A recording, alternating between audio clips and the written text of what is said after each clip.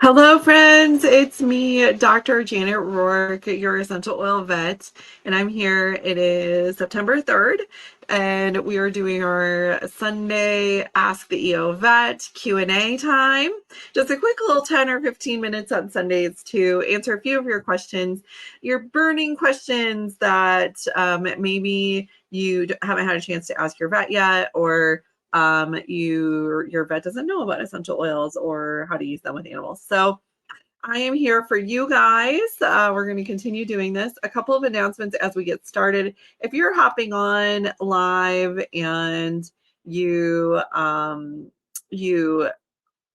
would you're hopping on, if you're hopping on live, let me know where you're from and what essential oil you're using today. Sorry, I was like doing something. I was deleting that comment that popped up. I don't know why that one keeps coming up. And if you're watching the replay, give me a hashtag replay. Carol says, I love your shirt. Thank you. It's my little Scotty shirt. It's got all the Scotties on it. For those of you that don't know, I used to have a Scotty. His name was Logan. He's no longer with us, but he was my dog for a very long time. When I first got married, he was my buddy. He was the best dog ever. So we do have quite a few questions, but a couple of announcements as we get started. One is that we have a safety webinar coming up, essentialoilvet.com/safety webinar. It is free. It is for everyone. If you know about essential oils, if you don't know about essential oils, if you're like, I just got a kitten and I stopped diffusing essential oils, I hate hearing that. It makes me so sad. But make sure you come to that safety webinar. Invite all your friends. Tell everyone, shout it from the rooftops. There's a safety webinar. Dr. Roark's doing one and it's free on Thursday at 7 p.m. So September 7th at 7 p.m. Central Time is when we're going to do that one. It is all about essential oils and animal safety. I haven't done this before. It's the first time I've ever taught this. Brand new information. Actually, it's not new information, but it is a brand new presentation. You guys have heard me talking about safety for the past 10 years. So, but we're going to talk about some myths. We're going to do some myth busting. This is really, really good for people who are just getting into essential oils, or maybe haven't been using essential oils the right way. Maybe you're using too many, and you think they're safer than they really are. So this is for you. This is for you and all your friends. So be sure to invite everyone, essentialoilvet.com/safety webinar. If you can't make it for some reason on Thursday night at 7 p.m., because that's dinner time or something, then don't worry. You'll get the replay the next morning. Everyone who registers will get the replay. If you register afterwards, you will not get the replay because you have to register before Thursday. So be sure to register for that, essentialoilvet.com/safety webinar. You're probably thinking like, oh, that's in September. That's so far away. Well, guess what? It's in 4 days. It's happening so soon. I can't believe it's already September either. So that is my first announcement. And then for those of you that are going to be in Salt Lake City in 10 days, I will be doing a essential oils for animals A to Z. We're going to start with a bode and an arborvitae and go all the way to xendocrine. And we're going to go through all the different essential oils, how to use them with animals, which species you can use them with, and exactly what to do with them. Very, very comprehensive. A ton of information crammed into 2 hours from 6 to 8 p.m. on the 13th. If you want to come to that one, if you are live, this one's live only, in person only. There's no streaming or anything like that. So essentialoilvet.com/RSVP to RSVP for the in-person. If you're in the membership group or you're in AASC, the Animal Aromatherapy Specialist Certification, be sure to find me sometime during convention. I have little banners for your badges saying that you're an animal aromatherapist or you are an essential oil vet member for my members. So come find me in person, whether you're coming to the training on Wednesday night or not. This is it'll be a very good training. You guys will really like it. So definitely come to that one. Now let's answer some questions, shall we? Those are my announcements for today. And my mouse isn't working for some reason. All right, Sonia has a fun question. I actually feel really bad for Sonia. So, Sonia says, my Maltese Shih Tzu keeps jumping up onto my patio table and weeing on the plant in the middle of the table, driving me bloody mad. He has a 1/4 acre garden. what oils, etc. to use. So when we're trying to deter an animal from something, we do what's called reverse self-selection. So when we do self-selection, we present the essential oil to the animal. We let them smell it with the cap on, see if they like it. If they like it, they'll like lick it or try to eat it or something like that. They'll let you know that they like it, or they'll have kind of a neutral response. If they don't like it, they'll turn away. They might start barking at you, and that sort of thing. So find an oil that your dog doesn't like and use that one. So it's a reverse self-selection. So you're actually wanting him to say no to an oil. Black pepper is usually a pretty good one. Peppermint is usually a good one for some animals. Those are some options. Cinnamon or cassia might be good ones as well. The other option is to keep it in an area where he can't jump up and get to it. So in an area where it's like up high on a smaller pedestal, so he can't actually get up there, versus the patio table. That is very frustrating. I can understand that. Dilla says, I'm having trouble with cat fleas. Nothing seems to work. I'm thinking of a drop each of tea tree and cedarwood on their collar. Is that okay? No, it is not okay. Never, ever, ever, ever, ever, ever, ever use tea tree with cats, ever. No, stop, please, for the love of God. Ah, okay. Sorry, I really wanted to drive home that point. So no tea tree. Cedarwood is okay. Just cedarwood is fine. You can definitely dilute it and put it on their collar. We have some great recipes for that. If you actually go to essentialoilvet.com/fleas, that is a free download for you, Dilla, that you can actually download and get some good, safe information on how to repel fleas from your cats, as well as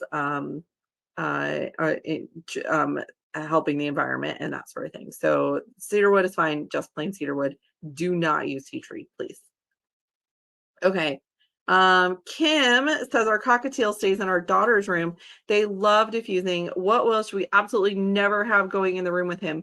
Most birds are actually okay with diffusing, as long as and cockatiels are not as fragile as like canaries or parakeets, for example. So you're probably going to be okay diffusing citrus oils.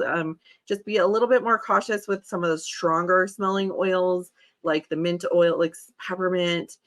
They have a very delicate respiratory tract that includes air sacs as well as lungs. And so they're they're so thin. They're like, I would say not even, they're more than paper thin. It's just like so thin. So to help them breathe. So we really need to make sure that we're just a little bit more careful, maybe diffusing only 2 drops at a time instead of 4 or 5 drops, that sort of thing. The citrus oils are totally fine. The flower oils are totally fine. Some people don't like diffusing some of the more woody oils around them. We want to be a little more cautious with those. And then I probably would not diffuse like cassia, some of those really harsh oils. But birds actually do pretty well with diffusing, as long as you're just very minimal in the number of drops that you're using in your diffuser, and that you're using a water-based diffuser as opposed to one that is nebulizing and pulling straight from the bottle. Julie says, do you have a rat deterrent spray that I can use in my chicken run? And if you know anything to deter squirrels, they're chewing at anything wooden. Yeah, squirrels. So, oh, hold on. My dogs wish I would repel all the squirrels in our yard. They sure do like to tease them. So the deterrent spray, same thing. Rodents in general, so this would work for the squirrels potentially too. Rodents in general do not like peppermint, and peppermint and clove together seems to be quite effective. Some people just use peppermint, and you can totally use that around your chickens. They do great with those particular oils.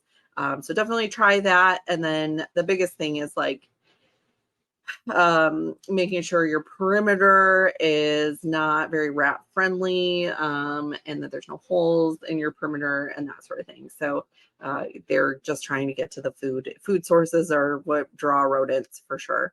And when you have rodents, you have snakes. So we're really careful about that around here because we have lots of snakes that are not super friendly. Okay, so peppermint. That'd be my best recommendation for you, Julie. Roxy says oils for an older horse to keep a good immune system. So I recommend all horses, especially older horses, get internally. Just make sure it has it's a brand that has that supplement facts label on it.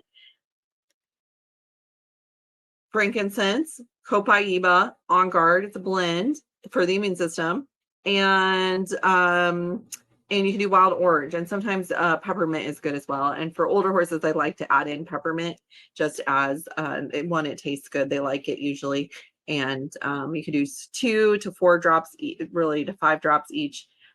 Feeding for those guys twice a day, once or twice a day is totally fine for those particular general every single day support oils for horses. Kathy, I have a 10-year-old with arthritis. I'm not sure what species, but for all animals, I really like, there's a blend called Aroma Touch. It's our massage blend. And this one is great. You just need to dilute it before you apply it topically for small animals. But I use it with cats, dogs, horses, any species. Super, super good to help with joint support. I've been getting a lot of questions this week about senior pets. Just a ton of questions on the post last week from all week long about that. And so I just wanted to address that real quickly. We do have a member webinar in our Essential Oil Vet membership. This month, it's the 27th of the month. So it's after all this craziness towards the end of the month. And this month, we're focusing on senior pets, essential oils for senior pets. So if you have a senior pet and you want to learn about essential oils for them specifically, we're going to cover all the things, all the kind of problems that senior pets face as they get older. So if you have a pet, whether they're a senior or not, and hopefully they'll get to be their senior years, this will definitely be one that you won't want to miss, so that you can learn all the different things like the Aroma Touch for sore joints and things like that. Jessica says, is there a list of doTERRA oils that are safe for dogs? Yes, we have a great list. It's actually the list of oils not to use, because the list that you can use is very, very, very long. And you can pretty much use most of them. But if you go to essentialoilvet.com/pet safety, you can download that safety PDF. It's a PDF. It's 17 pages long. Or you can join the safety webinar, which is going to be over at essentialoilvet.com/safety webinar. And we're going to go through all of that on Thursday, Jessica. So definitely check that out. I hope to see you there. Nancy says, I need to deter snakes. Snakes, actually, you can definitely try those oils, peppermint and clove, because they're looking for food sources. So you have to get rid of the food sources to get rid of the snakes. That's the best things.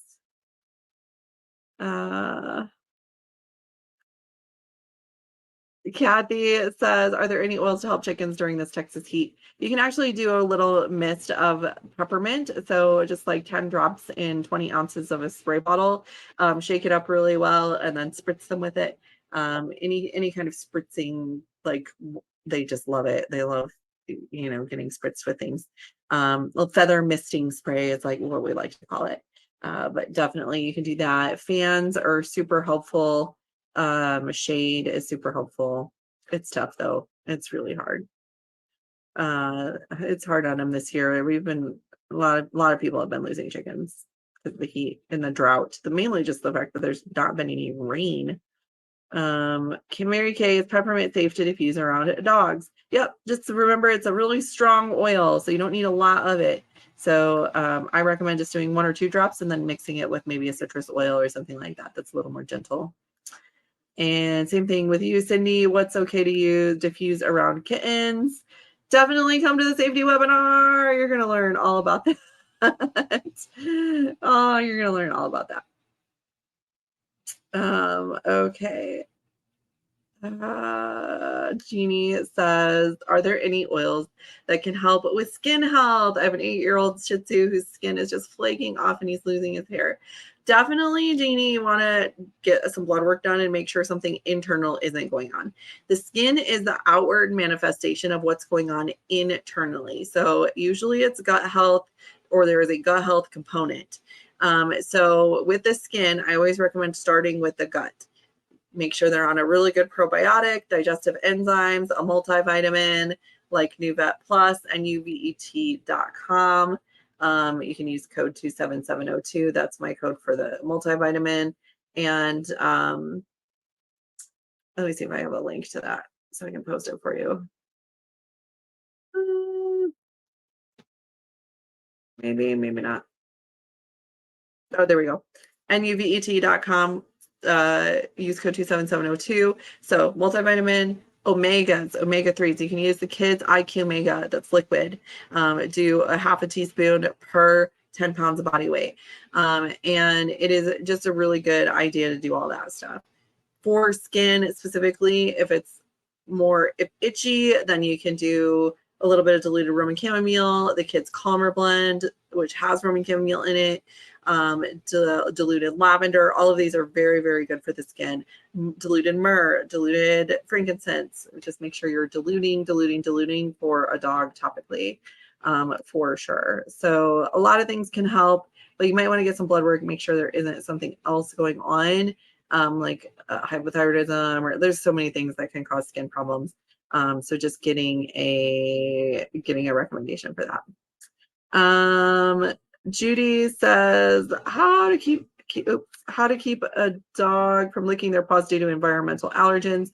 Wipe them off every time they come in with a microfiber cloth dipped in water with a little bit of lavender in it. That's going to help a ton. And that is going to help a ton. And also, we do have a really good resource for those animals with allergies. I think we have it. Where is it? There we go.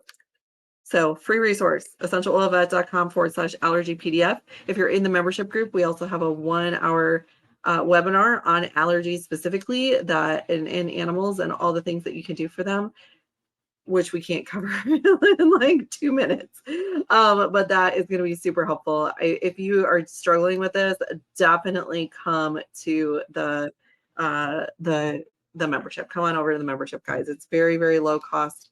There's different payment plan options to make it super easy for you to get the answers that you need. It's over at essentialoilvet.com/members to join the membership. If you grab that allergy PDF, you'll be invited to the membership right afterwards.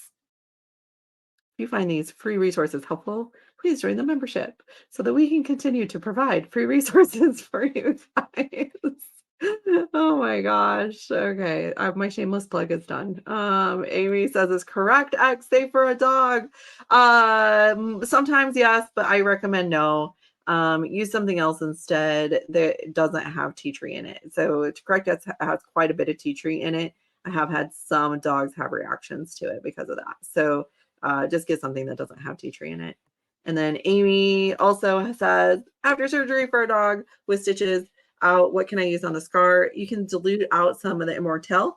I also really like just plain helichrysum and myrrh diluted right over top of that. Once the stitches are out, you can go right over top of the scar, and it is super, super helpful. The other thing you can use, surprisingly, and you can use this to dilute it with, those oils with, is the After Sun spray. The After Sun spray actually quite good. It contains hyaluronic acid, and which is very good for helping the skin rejuvenate, and amazing oils as well as aloe in it, which is very, very gentle. All right, guys, that is all the time we have for today. If I miss your question, come on over to the membership group. I answer 100% of the questions in there every Sunday. I can't possibly do that here, but thanks for joining me live. I so appreciate you guys, and definitely come to the